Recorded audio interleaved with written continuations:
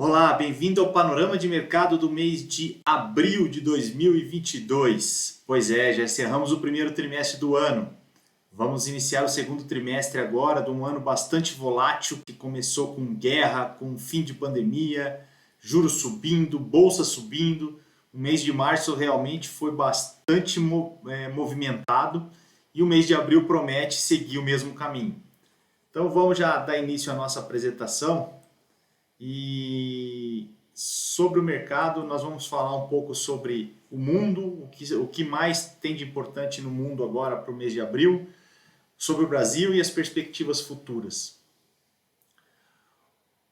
Os pontos mais importantes ainda continuam sendo a guerra entre Rússia e Ucrânia, né? Um momento delicado, onde alguns momentos parece que a guerra está indo para uma paz momentânea ou talvez até para um cessar-fogo.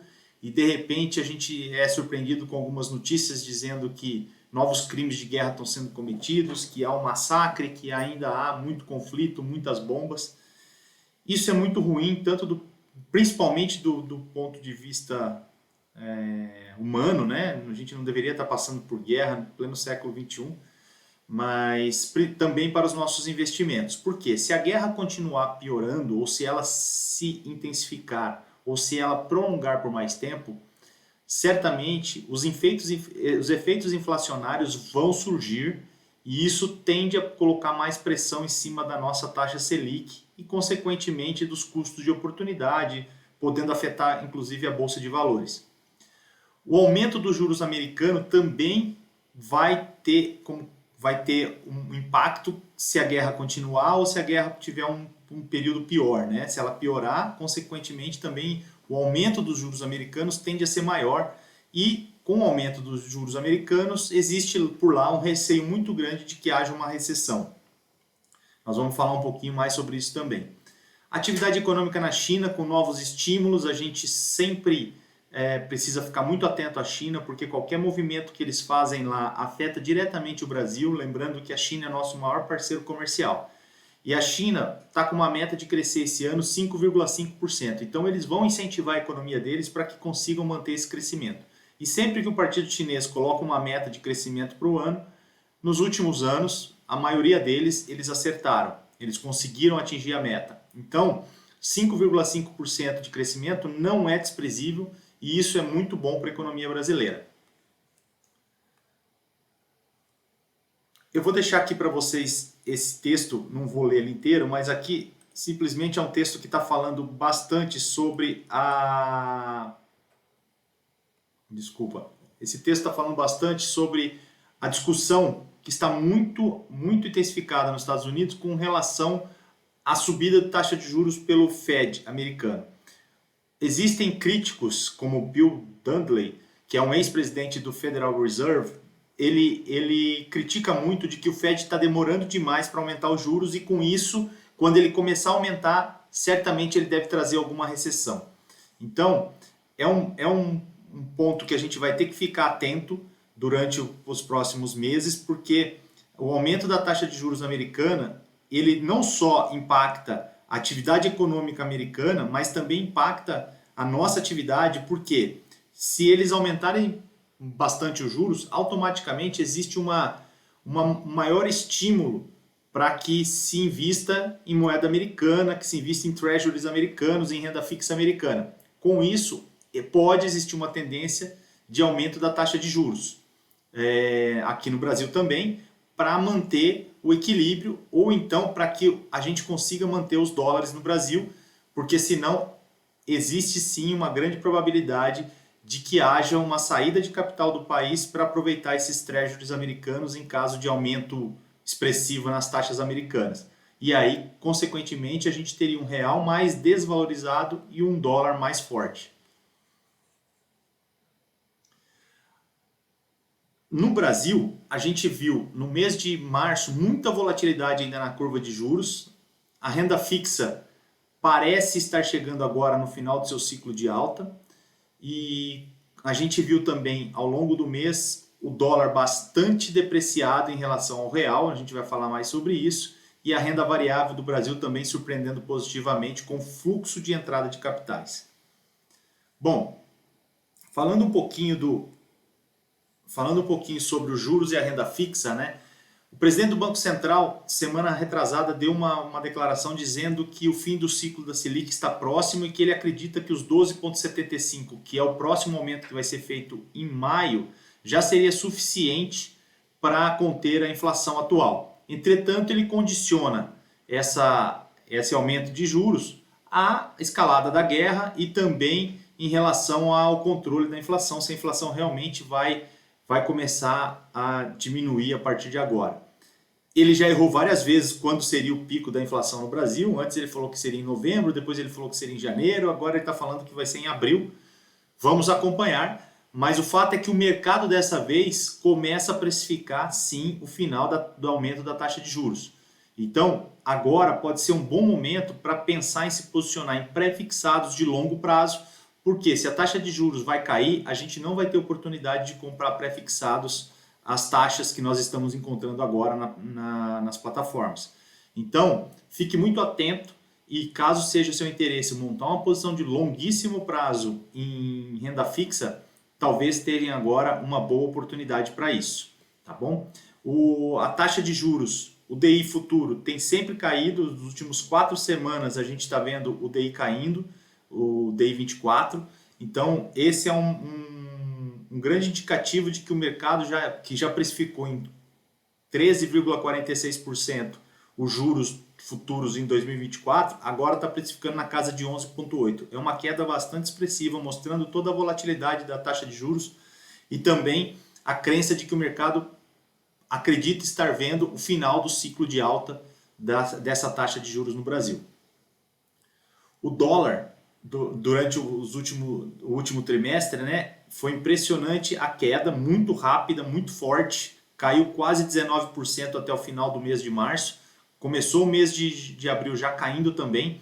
Então, é realmente um momento importante da nossa economia, onde existe um fluxo muito forte de dinheiro entrando no Brasil, proveniente tanto pela questão das commodities em alta, quanto da fuga de capital dos mercados emergentes como Rússia e vindo para o Brasil, como também uma questão ligada especificamente à diferença de juros, que o Brasil hoje tem um juros muito alto, a gente está no final de ciclo de alta dos nossos juros, enquanto que alguns países ainda estão com juros negativos, ou começando a subir seus juros agora.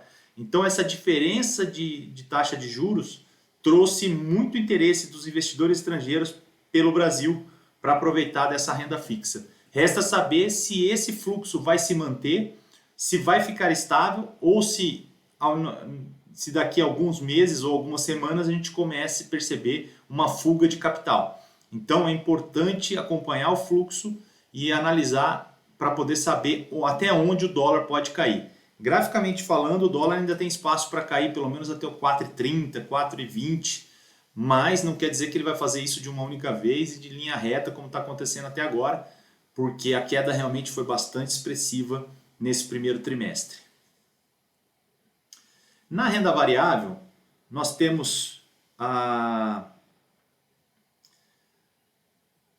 o fluxo do capital estrangeiro ainda dominando, né? A gente tem a maior parte das negociações no mercado em 2022 é proveniente dos gringos, são mais de 40%, vou até ter que colocar o óculos aqui para poder ver, mas 40,4% em 2022, né? Então, assim, é um fluxo bastante intenso dos estrangeiros e a gente tem o Ibovespa subindo muito forte ao longo do trimestre, a gente já sobe 14% nesse ano, mais do que a gente imaginava no começo do ano, uma velocidade muito grande de recuperação e já estamos recuperando bastante da queda do ano passado, né? Estamos muito próximos já de quase zerar a queda do ano passado, só que isso olhando para o Ibov.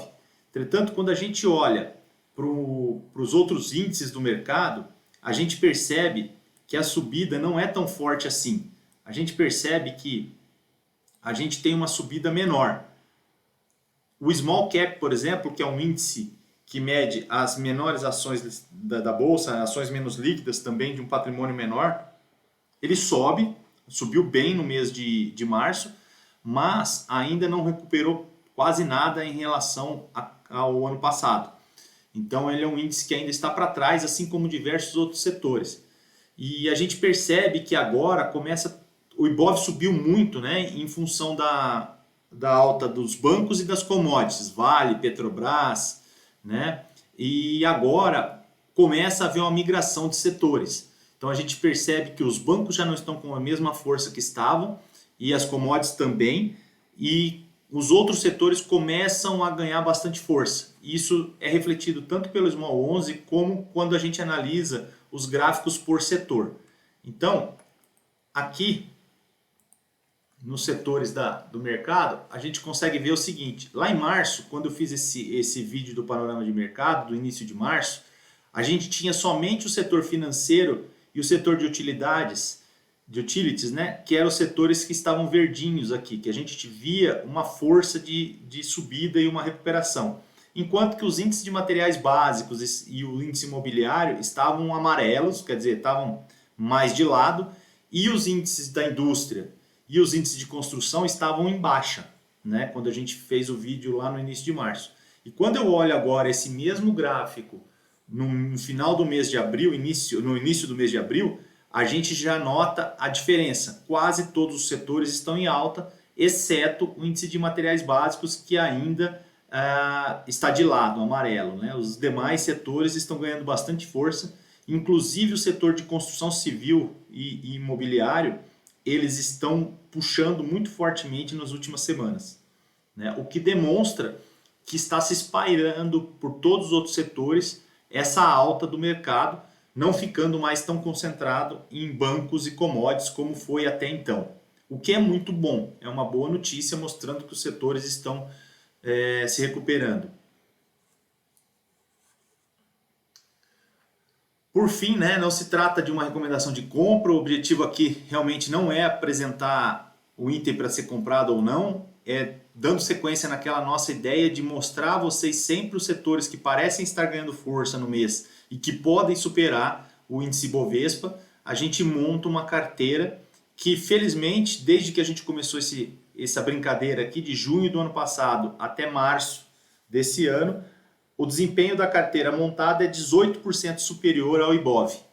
E neste mês, nós estamos substituindo as ações de Natura, AES Tietê, Vale, 3R Petróleo e Localweb pelas empresas Natura, ou seja, estamos mantendo Natura, Direcional, setor de construção civil, que parece que está ganhando força finalmente, Shoppings, através do Iguatemi, que está bastante descontado em relação aos seus pares, Centauro, que é um de varejo, uma empresa que apresentou excelentes resultados no final do final do ano passado.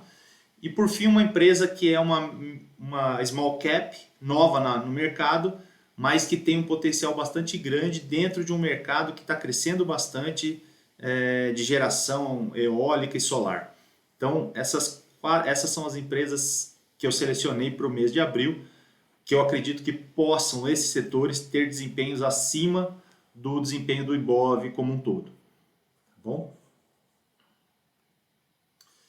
Então esse foi o panorama de mercado do mês de abril. Espero que você tenha gostado. Qualquer dúvida, estou à sua disposição. Me manda um e-mail, me manda uma mensagem e a gente pode esclarecer dúvidas ou se aprofundar em mais algum desses temas. Tá bom? Muito obrigado e até a próxima.